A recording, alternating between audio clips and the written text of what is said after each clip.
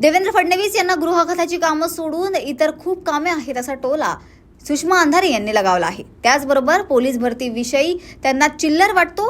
पुण्यातील पब आणि बार विषयी फडणवीस विधानसभेत खोटं बोलली।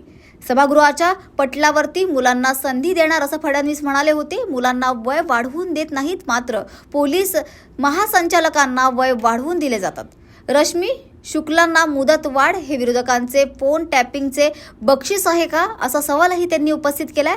त्याचबरोबर सरकारच्या चुकीमुळे या विद्यार्थ्यांचे नुकसान झाले, 2 लाख विद्यार्थ्यांचे भविष्य अंधारात जाणार आहे। गृहमंत्री आणि मुख्यमंत्री यांनी भाऊ सक्षम करावे असंही ते यावेळी म्हणाले। प्रस्ताव केंद्र सरकारकडे दिला होता आणि आता 2 वर्ष हे कुठलं बक्षीस आहे मला रश्मी शुक्लाजींना? हे फोन टॅपिंगचं बक्षीस आहे का? विरोधकांचे फोन टॅप करतात म्हणून त्यांना ही बक्षिशी दिली काय की म्हणून त्यांना तुम्ही 2 वर्षात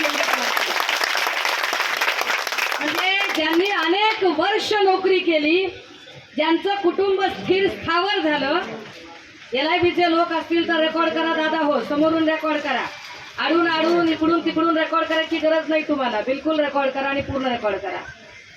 ज्यांच्या कुटुंब आणि 10 पिढ्या स्थिर स्थावर झाल्या, तुम्ही त्यांना 2-2 वर्षाची मुदत वाढ देता आणि जी लेकरं गडचिरोली, गोंदिया, चंद्रपूर, अमरावती, नागपूर, वर्धा, वाशिम, अकोला, बुलढाणा अत्यंत दुर्गम भागातून आलेली आहेत, जी पोटाला चिमटा काढून इथे जगत आहेत, जी म्हणजे आता किती पोरांनी सांगितलं मी कापड दुकानात काम करतो, मी कुठे सालानं काम करतो, मी कुठे कंपाऊंडर की करतो, मी अजून कुठे काम करतो, हे असं जॉब करून करून शिकणारी जी लेकरं आहेत, ज्यांनी वर्षानुवर्ष पोलीस भरतीसाठीची आपली मेहनत घेतलेली आहे आणि या लेकरांना मात्र सरकारच्या चुकीमुळे, हे फार महत्त्वाचं की सरकारच्या चुकीमुळे डिसेंबर 2022चा GR आहे आणि जर डिसेंबर 2022चा GR हा जर तुम्ही पूर्ण करत नसाल आणि तुमच्या गलथानपणामुळे 2 लाख विद्यार्थ्यांचं भविष्य अंधारात जाणार असेल तर देवेंद्रजींना या संबंधाने निर्णय घ्यावा लागेल। आमची गृहमंत्री महोदय, मुख्यमंत्री महोदय, कारण जर तुम्ही भाऊ सक्षम केले, दाजी सक्षम केले तर दाजी बहिणींची काळजी घ्यायला सक्षम होतील। 1500 रुपयाची खैरात काय देता? दाजी आणि भावांना इतकं सक्षम करा की त्यांना त्यांचे महिन्याचे हक्काचे कष्टाचे 5-50 हजाराचा पगार मिळावा, नाहीतरी काही 1500 काही ऊस जळत नाही दादा। 2 रुपये किलोचं मीठ होतं ते आता 28 रुपये किलोचा पुडा झालेला आहे। लेकराच्या शाळेचा रिक्षा जरी पाठवायचं म्हटलं तरी 2000 रुपये रिक्षावाला घेतोय, 900 रुपयाला गॅस आहे।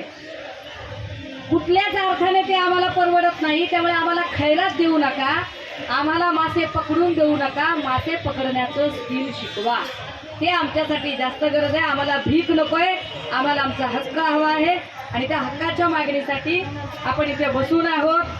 बघूया सरकारला किती पाझर फुटतोय काय नाही, आपण पूर्ण कायद्याचं पालन करणारी लोक आहोत, हे मी समजूच शकते की अनेक मुलांची अगतिकता आहे की ताई सरकार या पद्धतीने विचार करते की आम्ही नक्षलवादी व्हावं की चोर उचक्के व्हावं की आम्ही दहशत आणि गुंडागर्दीवर यावं, पण आपण असं काहीही करणार नाही आहोत। आपण कायदा पाळणारी लेकरं आहोत, आपल्याला नोकरी करायची आहे, सरकारी नोकरीमध्ये जायचं आहे, त्यामुळे आम्ही तुमची किती सहनशक्ती आहे की म्हणजे देखे जरा किसमें कितना है दम, तो बघू तुमचे अत्याचार संपतात की आमची सहनशक्तीचा अंत होतो।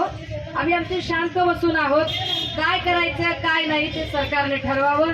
आम्ही इथे बसलेलो आहोत, आम्ही शांतपणे बोलायला तयार आहोत, आमचं काही म्हणणं नाही आहे। आम्हाला फक्त आमचे जे 2 लाख विद्यार्थी अफेक्टेड आहेत, या विद्यार्थ्यांना एक संधी मिळावी, ती संधी देण्यासाठी 2 लाख विद्यार्थ्यांना काही तुम्ही लगेच नोकरी देणार नाही आहात, तुमच्या जागा 17,000 आहेत, तुम्ही काय या लोकांना तुम्ही देऊ शकणार आहात? आम्ही फक्त तुम्हाला संधी मागतोय, ती संधी देण्यासाठी म्हणून काय ते अधिवेशन कालामध्ये सरकारने निर्णय घ्यावा।